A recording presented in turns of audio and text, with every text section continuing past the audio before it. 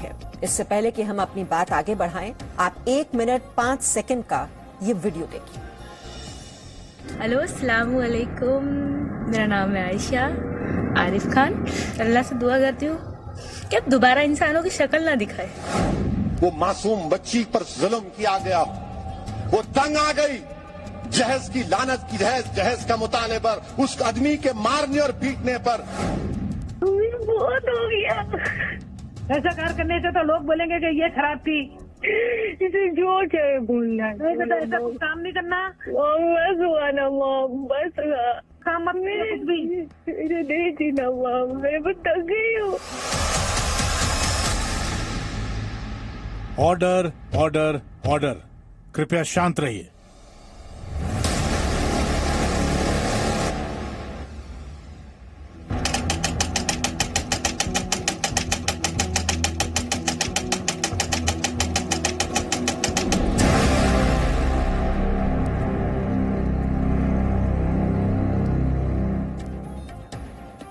जो हुआ गलत हुआ, नहीं होना चाहिए था। आयशा तो चली गई, उसे नहीं जाना चाहिए था, लेकिन उसने इस दुनिया को छोड़कर एक मुहिम को बल दिया है। वो मुहिम है दहेज के विरोध की। अहमदाबाद की आयशा ने अपने ससुराल वालों की दहेज की मांग और पति से परेशान होकर खुदकुशी कर ली। आयशा ने जान देने से पहले वीडियो बनाया। इस वीडियो में वो मुस्कुरा रही थी और अपने दर्द को हंसकर दुनिया को बता रही थी। ये जानकर आपको आश्चर्य होगा कि आयशा के पति आरिफ ने उससे कहा था कि जाओ, जाकर मर जाओ और मरने से पहले वीडियो बनाकर मुझे भेज देना। आयशा ने वैसा ही किया। आरिफ को अब भी आयशा की मौत का अफसोस तक नहीं है। जी न्यूज ये मानता है कि खुदकुशी गलत है, लेकिन आयशा जिस मानसिक और शारीरिक प्रताड़ना से गुजर रही थी, उसके सामने कोई दूसरा विकल्प भी नहीं था। लेकिन इस दुनिया से जाकर आयशा ने दहेज विरोध की एक देशव्यापी मुहिम को फिर से मजबूत कर दिया।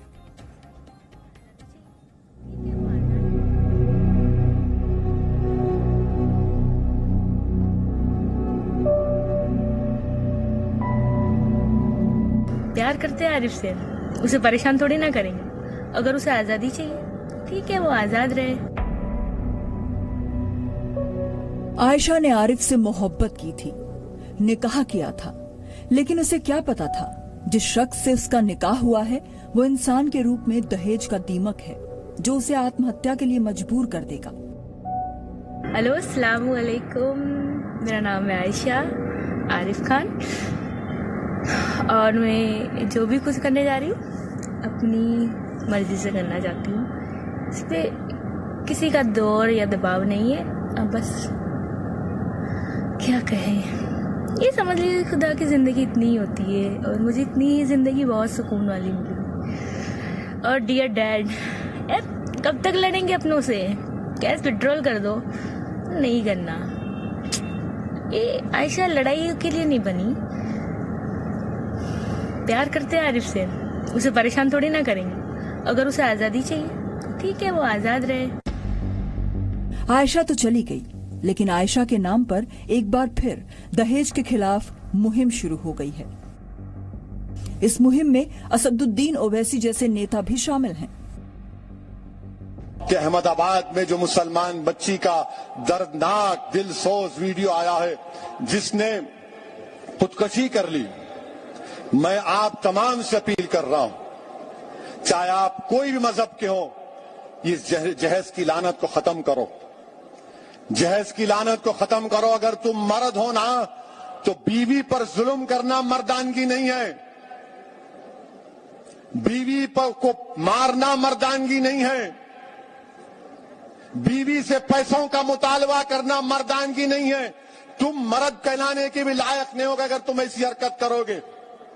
वो मासूम बच्ची पर जुल्म किया गया, वो तंग आ गई जहेज की लानत की जहेज का मुताले पर, उस आदमी के मारने और पीटने पर, और उसने इतना बड़ा इकदाम कर लिया। शर्म आनी चाहिए उन घर वालों को जिन्होंने हमारी इस बेटी को मजबूर किया। मैं तो अल्लाह से दुआ करूंगी, अल्लाह तुमको गारत करे, तुम लोगों को। हर बाप की तकलीफ तुम नहीं समझ सकते। अगर कोई बाप खबर में जाता है, मैं कई ऐसे लोगों को जानता हूं जो जिंदगी की आखिरी सांसें लेते हैं और अपना हाथ पकड़कर धीमी सी आवाज में कहते हैं, असद साहब बच्ची की शादी है, इंतजाम करा दो, मरने से पहले कुछ हो जाए। क्या हो रहा है इन लोगों को? कितने औरतों को तुम मारोगे? कैसे तुम मर्द हो जो बच्चियों को मार रहे हो, उनकी जानें ले रहे हो? क्या तुम में इंसानियत मर चुकी है? और ऐसे कितने लोग हैं जो अपनी बीवियों पर जुल्म करते हैं, थप्पड़ मारते हैं, जहेज का मुतालबा करते हैं, हामिला बीवियों को ढकेलते हैं और बाहर निकलकर अपने आप को बड़ा फरिश्ता कहलाते हैं। अरे याद रखो, तुम दुनिया को धोखा दे सकते हो मगर अल्लाह को नहीं देख सकते। अल्लाह देख रहा है, अल्लाह समझ रहा है और अल्लाह जरूर मजलूम का साथ देगा। असदुद्दीन ओवैसी एक सियासतदान है, लेकिन दहेज के खिलाफ जंग की इस अपील में जरा सी भी सियासत नहीं है। ये स्वाभाविक है। सिर्फ यही नहीं, लखनऊ के इस्लामिक सेंटर ऑफ इंडिया ने भी दहेज के खिलाफ मुहिम चलाने का ऐलान किया है कि दहेज का मुतालबा करना अपने मजहब इस्लाम में, इस्लामी शरीयत में मुकम्मल तौर पे नाजायज है, हराम है और उसकी कतन कोई भी गुंजाइश नहीं है।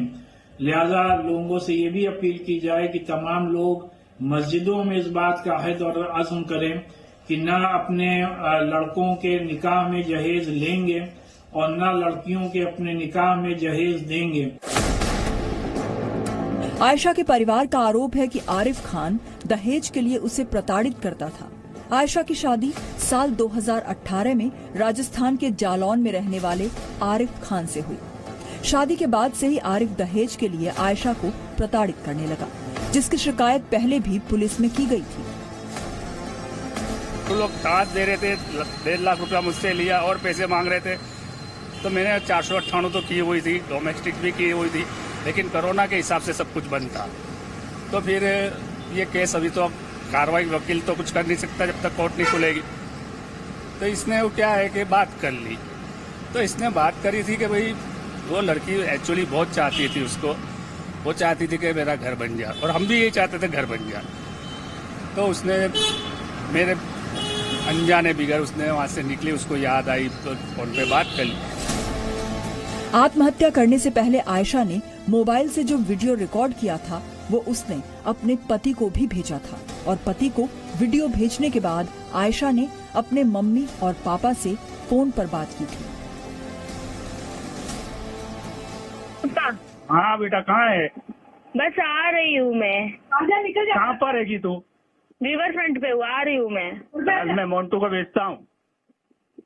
हेलो सोनो, हाँ मेरी बात सुन बेटा। अरे कुछ नहीं सुनना पप्पा। देख, गलत बात मत कर, ले अम्मी से बात कर। मुझे कुछ नहीं सुनना, मेरे को बस पानी में कूदने तक तो सवाल। नहीं बेटा, ऐसा काम मत करना।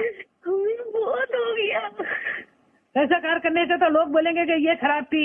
इसे जो चाहे बोलना। नहीं बेटा, ऐसा कुछ काम नहीं करना। बस हुआ ना मॉम, बस हुआ।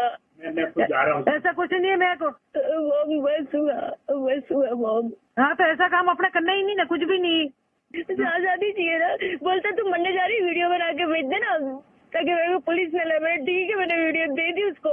हाँ ठीक है, मैं मरने जा रही, तुम्हारे में कोई नहीं आएगा। ऐसा करना ही मत कुछ भी। वीडियो भेज दी, अब मैं बनना चाहती हूँ। जब पापा कल जालौर जाते। नहीं पापा, लेट हो गया पापा, लेट हो गया। ये बातचीत जैसे ही खत्म हुई, उसके बाद आयशा ने साबरमती नदी में कूदकर अपनी जान दे दी। आयशा का पति आरिफ खान गिरफ्तार हो चुका है, लेकिन ये सवाल सिर्फ आयशा का नहीं है, न ही किसी एक मजहब का। सवाल दहेज का है और दहेज के दीमक से सबको आजादी चाहिए, चाहे वो हिंदू हो या फिर मुसलमान।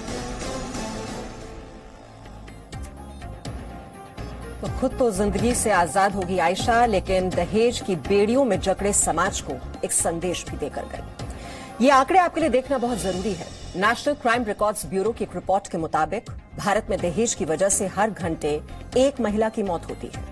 वर्ष 2018 में दहेज उत्पीड़न के मामलों में सजा मिलने की दर सिर्फ 13% है, यानी 87% आरोपी आसानी से बरी हो जाते हैं या फिर उन्हें समय रहते सजा ही नहीं मिल पाती।